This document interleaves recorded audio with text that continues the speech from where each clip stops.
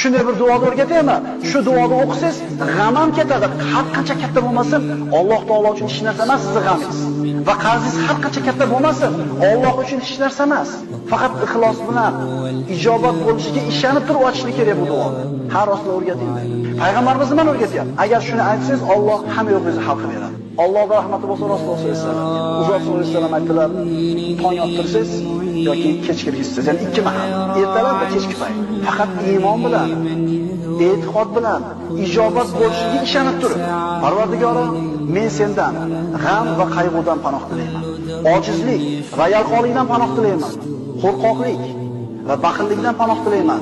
Qarzlarga yengilib qolishlikdan va kishilarning qahriga qolishlikdan panoh tilayman. 8 ta narsa. Abu Umom aytadi, Allohga qasam, shu duoni davomiy aytdim, Alloh g'amlarimni ham ketkizdi, qarzlarimni ham uzdi.